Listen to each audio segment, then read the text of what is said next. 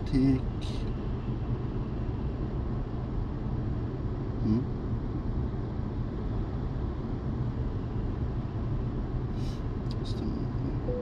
Deadpool kills the Marvel Universe.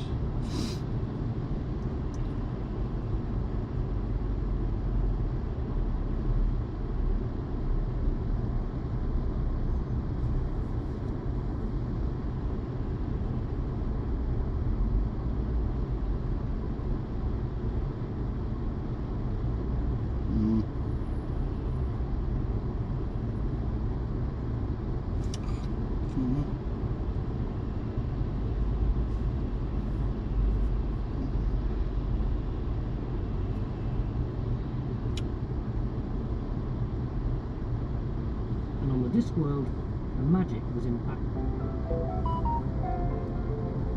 Brought to you by Penguin. Penguin.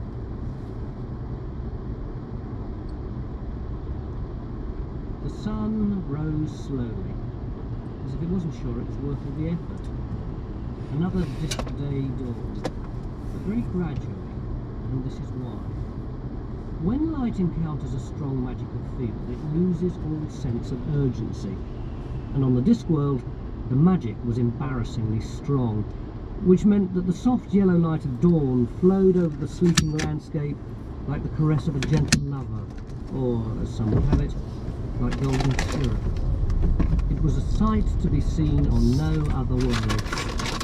Of course, no other world was carried through the starry on the backs of 4 giant elephants, who were themselves perched on the shell of a giant turtle.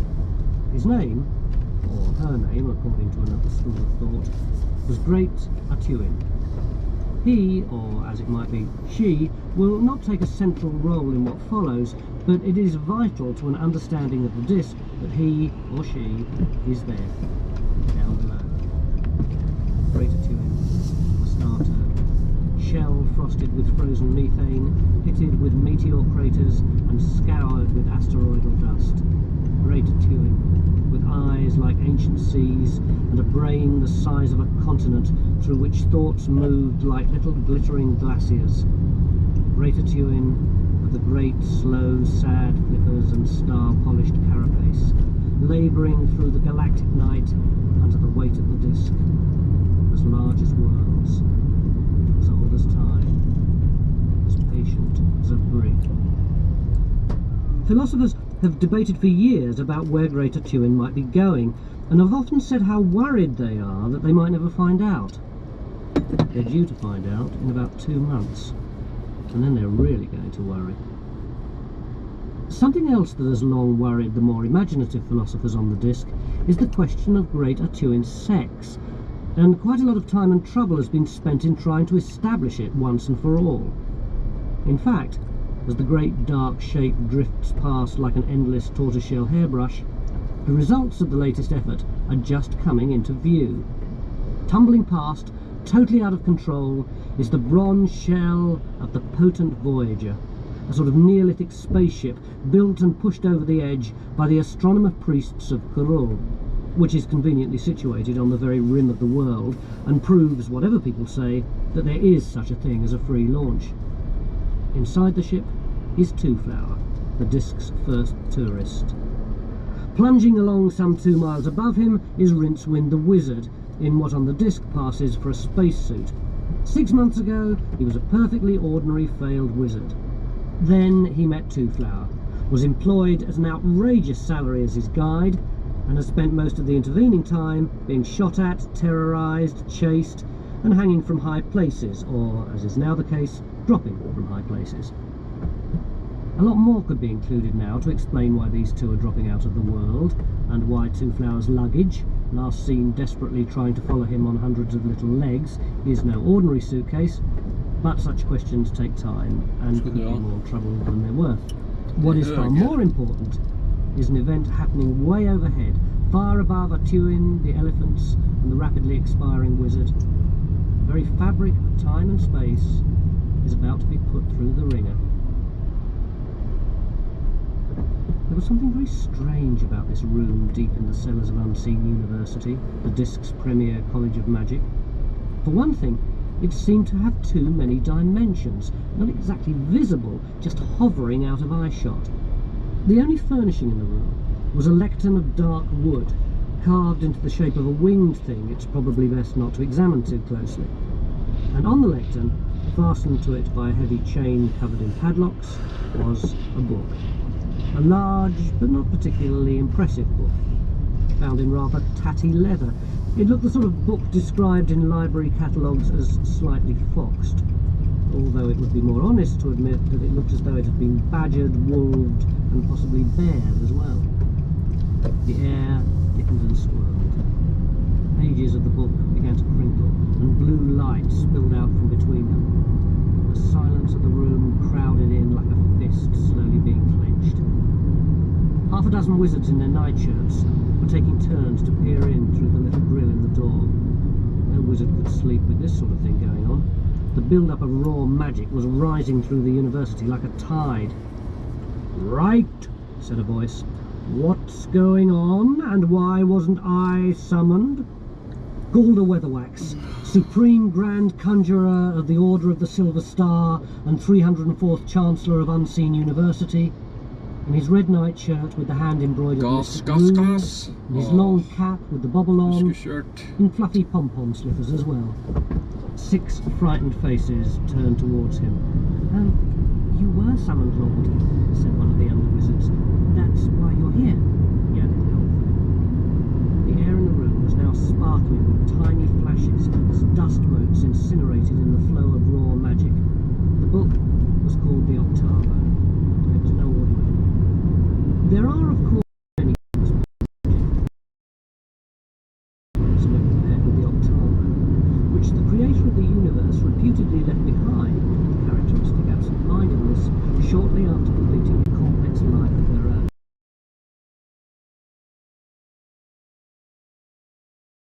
As he stared into the troubled room, of course, there were only 7 spells now. Some young idiot of a thin curl of smoke was beginning to rise from the lectern, and the heavy metal clasps that held the book shut were definitely beginning to look strained. "Why are the spells so restless?" one of the younger wizards. Couldn't show it, of course. It was beginning to be worried.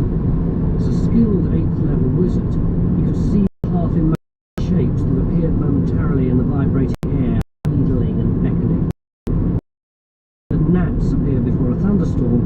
Really heavy build-ups of magic always attracted things from the chaotic dungeon dimensions. Nasty things, all misplaced organs and spittle, forever searching for any gap through which they might sidle into the world of men. He said firmly. There was a sudden silence. The only sound came from behind the door. It was the nasty little noise of metal parting under stress. A thick column of spitting light sprang up from the book, hit the ceiling in a splash of flame, and disappeared.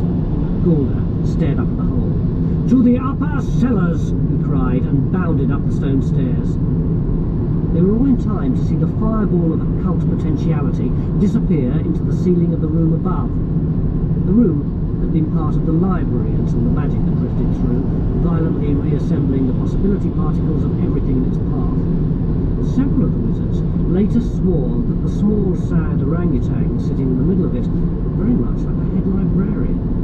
Galder stared upwards. "To the kitchen!" he bellowed. When they got there, the last wisps of magic were disappearing into the ceiling. "To the great hall!" There, the fireball hung motionless, except for the occasional small prominence that arched and spluttered across its surface. Something was taking shape inside it. Galder shielded his eyes and peered at the shape forming in front of him. There was no mistaking it. It was the universe. The tiny universe inside the fireball was uncannily, well, real. The only thing missing was colour.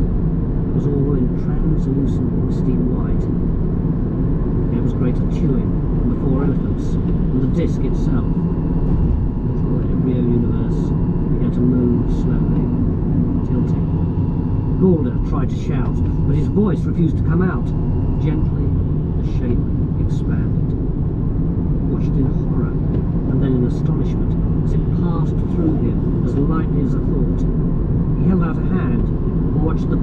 ghosts of rock strata streamed through his fingers in busy silence. Greater Tuin had already sunk peacefully below floor level, larger than a house. The wizards behind Gulder were waist-deep in seas. A boat, smaller than a thimble, caught Gulder's eye for a moment before the rush carried it through the walls and away. "To the roof!" he managed, pointing a shaking finger skywards. It was a still night, tinted with the promise of dawn. The crescent moon was just setting.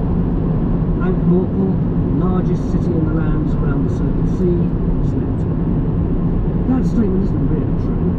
Only 67, maybe 68% of the city slept. Not that the other citizens creeping about on their generally unlawful occasions noticed the pale tide streaming through the streets. Only the wizards, used to seeing the invisible, watched it foam across the distant fields. The disk, being flat, has no real horizon. But there was a limit even to Gulder's vision in the mist-swirled, dust-filled air. He looked up. Looming high over the university was the grim and ancient Tower of Art, said to be the oldest building on the disk, with its famous spiral staircase of 8,888 steps. From its crenellated roof, a wizard might see to the very edge of the disk, after spending 10 minutes or so coughing horribly, of course. "Sod that," he muttered. "What's the good of being a wizard, after all? Aviento Thessalus! I would fly! To me, spirits of air and darkness!" He spread a gnarled hand and pointed to a piece of crumbling parapet. Octarine fire sprouted from under his nicotine-stained nails and burst against the rotting stone far above. It fell. By a finely calculated exchange of velocities, Gulder rose, nightshirt flapping around his bony legs. Higher and higher he soared, hurtling through the pale light. He landed in a litter of old nests, caught his balance, and stared down at the vertiginous view of a disk dawn. At this time of the long year, the Circle Sea was almost on the sunset side of Cori Celesti, and as the daylight sloshed down into the land around Ankh-Morpork, the shadow of the mountain scythed across the landscape like the gnomon of God's sundial. But nightwards, racing the slow light towards the edge of the world, a line of white mist surged on. There was a crackling of dry twigs behind him. He to see Imper Trimon, second in command of the Order, who had been the only other wizard able to keep up. There was something disquieting about young Trimon.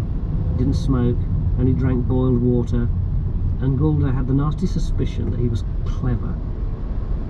The whole of the visible disk was now covered with a shimmering white skin that fitted it perfectly. Gulder looked down at his own hands and saw them covered with a pale network of shining threads that followed every movement. He recognised this kind of spell. He'd used them himself, but his had been smaller, much smaller. "It's a change spell," said Trimon. "The whole world is being changed." Some people, thought Gulder grimly, would have had the decency to put an exclamation mark on the end of a statement like that. There was the faintest of pure sounds, high and sharp, like the beating of a mouse's heart. "What was that?" he said. Trimon cocked his head. "C sharp, I think," he said. Gulder said nothing. The white shimmer had vanished, and the first sounds of the waking city began to filter up to the two wizards. Everything seemed exactly the same as it had before. Some clue as to what actually had happened might be found in the fact that Rincewind suddenly found himself no longer plunging, but hanging upside down in a pine tree. He got down easily by in a pine needle. There had to be a perfectly logical connection. 1 minute one happens to have dropped off the rim of the world, and the next one is upside down in a tree. As always happened at times like this, the spell rose up in his mind. Rincewind had been generally reckoned by his tutors to be a in the same way that fish are natural mountaineers. He'd thrown out of university anyway. He couldn't remember spells, and smoking made him feel ill. But what had really caused trouble was all that stupid business about sneaking into the room where the octavo was chained and opening it, whereupon one of the 8 great spells moved in on him. The spell wasn't a demanding lodger. It just sat there, like an old toad at the bottom of a pond. But whenever Rincewind was feeling really tired or very afraid, it tried to get itself said. No one knew what would happen if one of the 8 great spells was said by itself, but the general agreement was that the best place from which to watch the effects would be the next universe. Rincewind had a feeling that the spell wanted to keep him alive. Suits me, he thought. He got to his feet and set off along a path through the trees. A few miles away, Two-Flower was also getting over his surprise at finding himself back on the disc. He was sitting on the hull of the potent Voyager as it gurgled gradually under the dark waters of a large lake surrounded by trees. Being faced with drowning didn't worry him. Two-Flower was quite certain that in a well-organised society people would not be allowed to go around getting drowned. He was a little bothered though about where his luggage had got to. But he comforted himself with the knowledge that it was made of sapient pearwood and ought to be intelligent enough to look after itself. In yet another part of the forest, a young shaman had eaten of the sacred toadstool. Blue 4-side triangles pinwheeled across his vision.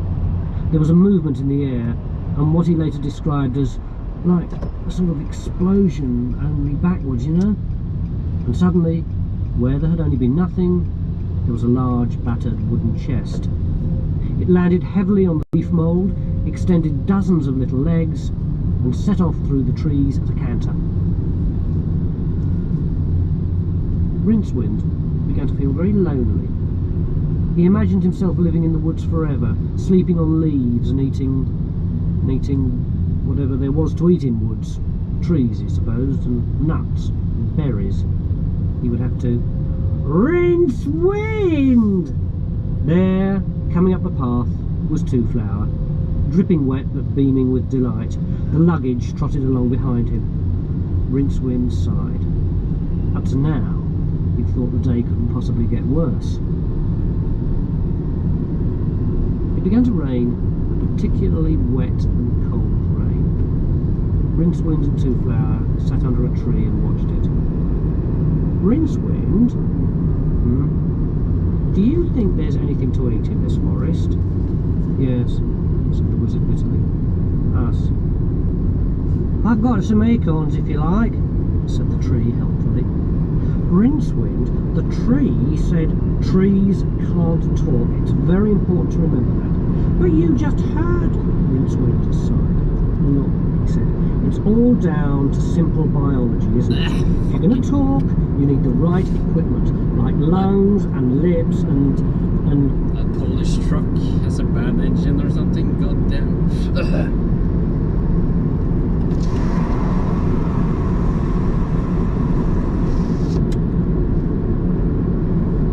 If you're going to talk, you need the right equipment, like lungs and lips and... Oh, good God, said the tree. Yeah, them, said Rincewind. He shut up and stared gloomily at the rain. What's that bush over there? Two-Flower asked. Mistletoe. But it's got thorns and red berries. Well, said Rincewind sternly and stared hard at him. Two-Flower broke first. Nothing, he said neatly. I must have been missing thought. Right. But there's some big mushrooms under it. Can you eat them? Rincewind looked at them cautiously. They were indeed very big, and had red and white spotted caps. They were, in fact, a variety that the local shaman would only eat after first attaching one leg to a large stone with a rope. Rincewind knelt down in the leaf mould beside one of them and peered under the cap. No good to eat at all. Are the gills the wrong shade of yellow? No, not really. I expect the stems haven't got the right kind of fluting then. They look okay actually. I expect the cap is the wrong colour? I'm not sure about that. Well then, why can't you eat them? Here's missed the little doors and windows. It's a dead giveaway. Thunder rolled across Unseen University. In the Great Hall, the 8 most powerful wizards on the Disc world gathered at the angles of a ceremonial octagram. The oldest wizard, Greyhald Spold, of the ancient and truly original sages of the Unbroken Circle, leant heavily on his carven staff and spake thusly. Get on with it, Weatherwax. My feet are giving me jip. Gulda, who had merely paused for effect, glared at him. Very well then, I will be brief. Jolly good. We all sought guidance as to the events of this morning. Can anyone among us say he received it? The wizards looked sidelong at one another. The plain fact was that the day had gone very badly. In short, the assembled wizards were at a loss. There was a general murmur of agreement on that point. Therefore, I propose that we perform the rite of Ashk-Ent, said Gulda dramatically. Good idea. Seems reasonable. Get on with it then. Slightly put out, he summoned a procession of lesser wizards who carried various magical implements into the hall. Around this time, there was some disagreement among the fraternity of wizards about how to practice magic. Younger wizards in particular went about saying that it was time that magic started to update its image, and that they should all stop mucking about with bits of wax and bone, and put the whole thing on a properly organised basis, with research programmes and 3-day conventions in good hotels, where they could read papers with titles like With a Geomancy, and The Role of 7-League Boots in a Caring Society. Trimon, for example, hardly ever did any magic these days, but ran the order with hourglass efficiency and wrote lots of memos and had a big chart on his office wall covered with coloured blobs and flags and lines that no one else really understood but which looked very impressive. The other Trimon wizard thought all this was so much marsh gas and wouldn't have anything to do with an image unless it was made of wax and had pins stuck in it. The heads of the 8 orders were all of this persuasion. Traditionalists to a mage, and the utensils that were heaped around the octagram had a definite no-nonsense occult look about them. Ram's horns, skulls, baroque metalwork and heavy candles were much in evidence, despite the discovery by younger wizards that the rite of Ashk-Ent could perfectly well be performed with 3 small bits of wood and 4 cc of mouse blood. The preparations normally took several hours. The combined powers of the senior wizards shortened it considerably, and after a mere 40 minutes, Gulda changed the final words of the spell.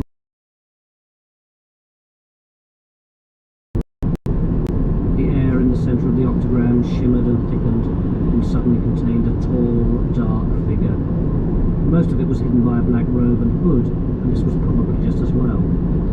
It held a long sign in one hand, and one couldn't help noticing that what should have been fingers was simply white bone.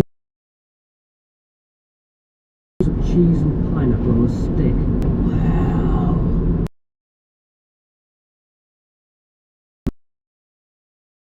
I was at a party, he added, a shade reproachfully. O creature of earth and darkness, we do charge thee to abjure from... Yes, I know all that, Death said. Why have you summoned me? It is said that you can see both the past and future, said Gulda. Correct. Then would you tell us exactly it was that happened this morning? Quite a lot happened this. I mean about the Octavo, said Gulda coldly. That was just a readjustment of reality. I understand the Octavo was anxious not to lose the 8th spell. It was dropping off the disc, apparently. Hold on, said Gulda. Are we talking about the one inside the head of Rincewind? Tall, thin man? Bit scraggy, the one that he... Yes. Gulda frowned. It seemed a lot of trouble to go to. Everyone knew that when a wizard died, all other spells in his head would go free, so why bother to save Rincewind? The spell would just float back eventually. Any idea why? We set together next Hogswatch night, or the disc will be destroyed. The disc will be what? Destroyed, said Death. Can I go now? I left my drink. Hang on, said Calder. What do you mean, destroyed? It's an ancient prophecy, written on the inner walls of the Great Pyramid of Sort. The word destroyed seems quite self-explanatory to me. That's all you can tell us? Yes. But Hogswatch night is only 2 months away. Yes. At least you can tell us where Rincewind is now. The forest of Skund, rimwoods of the Ramtop Mountains. He vanished, leaving only a cocktail stick behind him. There had been an unseen observer on all this. It was of course entirely against the rules, but Trimon knew all about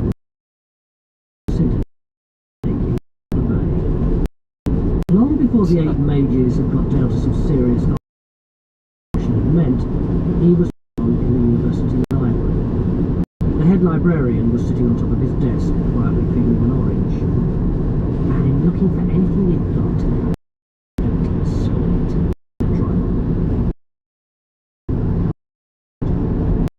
The librarian looked and flopped down heavily on the floor and moved away. He stopped by a soaring stack of musty books and swung himself up into the darkness. There was the sound of rustling paper, and a cloud of dust floated down to Trimon. Then the librarian was back, the slim volume in his hands. He said. Trimon took it gingerly. He reached into a pocket. Would you like another? He said. Twoflower and Rincewind were arguing. The person they were arguing about sat on his mushroom and watched them with interest. He should have a red hat, said Twoflower, and he certainly ought to be cleaner and more sort of jolly. He doesn't look like any sort of gnome to me. What are you going on about? Look at that beard, said Twoflower sternly. I've seen better beards on a piece of cheese. Look, he's 6 inches high and lives in a mushroom, snarled Rincewind. Of course he's a bloody gnome. Wait a minute, said a voice by his foot. He looked down. The gnome, who had introduced himself as Squires, looked up. Rincewind had a very good ear for languages. The gnome had just said, I've got some newt sorbet left over from yesterday. Sounds wonderful, said Rincewind. I know where there's some water too. It's not far. Rincewind looked at the lowering sky. The daylight was draining out of the landscape, and the clouds looked as if they'd heard about snow and were considering the idea. Of course, people in mushrooms couldn't necessarily be trusted, but right now, a trap baited with a hot meal and clean sheets would have had the wizard hammering to get in. The cottage was small, tumble down, and as ornate as a doily. Some mad whittler had got to work on it, Rincewind decided, and had created terrible havoc before he could be dragged away. What he also noticed was the characteristic greasy feel in the air. Tiny green and purple sparks flashed from his fingernails. Strong magical field, he muttered. Over many thorns at least. There's magic all over the place, said Swires. An old witch used to live around here. She went a long time ago, but the magic still keeps the house going. Here, there's something odd about that door, said Twoflower.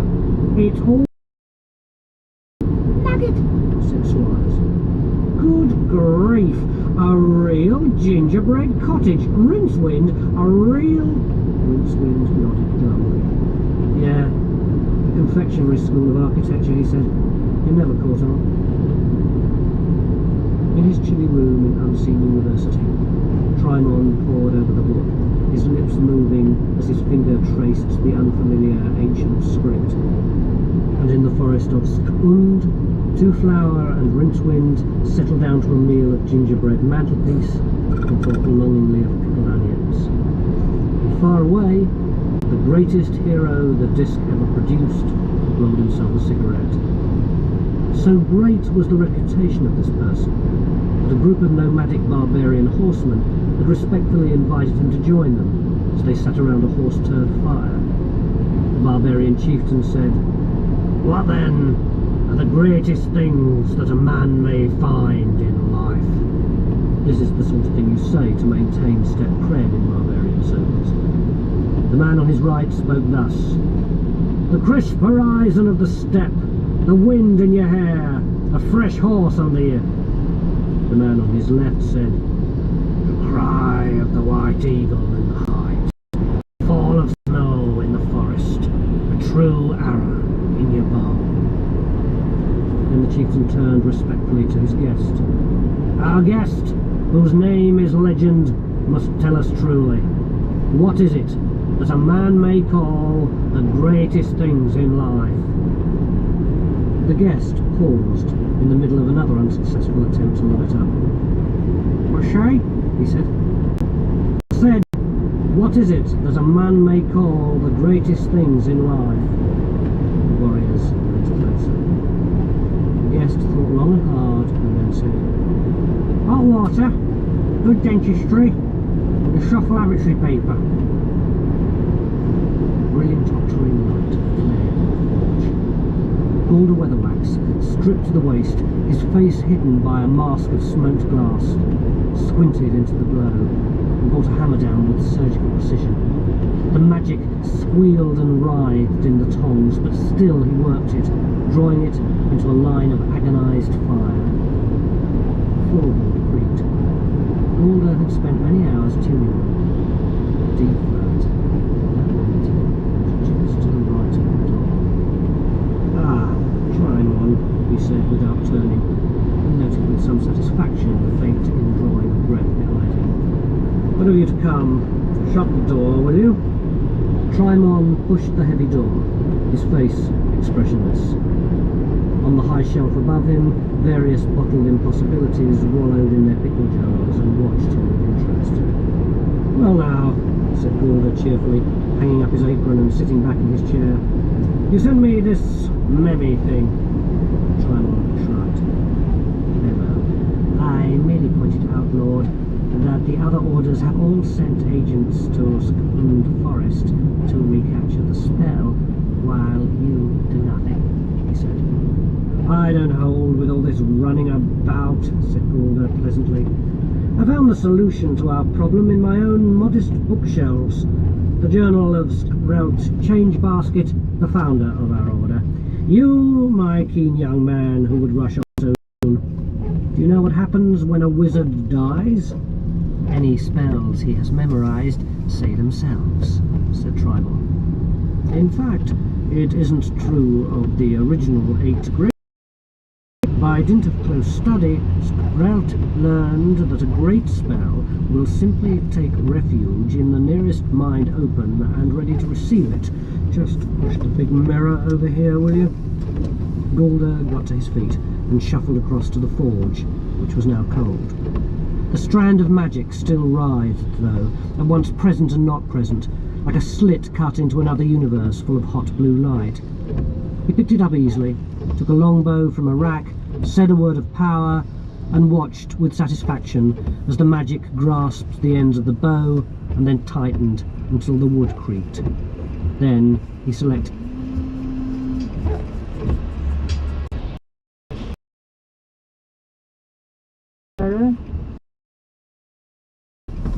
Ja, vet dere, jeg kjørte inn ved Berger nå.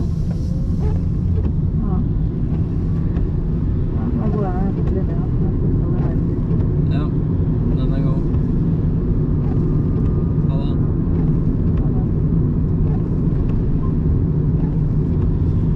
Then he selected an arrow. Trimon had tugged a heavy full-length mirror into the middle of the floor. "When I am head of the order," he told himself, "I certainly won't shuffle around in carpet slippers." Gulder made a few passes in front of the glass, which clouded over. and then cleared to show an aerial view of the forest of Stund. He looked at it intently, while holding the bow with the arrow pointing vaguely at the ceiling. He muttered a few words like, "Hello, wind speed of 73 knots, and just and then, the rather disappointed, released the arrow. With a sound that defies description, but which for the sake of completeness can be thought of basically as spang, plus 3 days hard work in any decently equipped radiophonic workshop, the arrow vanished. Of course it'll take about an hour to get there, then the spell will simply follow the ionized path back here. To me. Remarkable, said Trimon. He looked down at the cluttered workbench, where a long, very sharp knife looked tailor-made for what he suddenly had in mind. The pyramid of sort had been quite clear about the rewards for whoever brought all 8 spells together. I'm soon at the home, right so time. I'm ending the stream. Maybe you can follow and watch me game. I'm gonna continue with Baldur's Gate later tonight.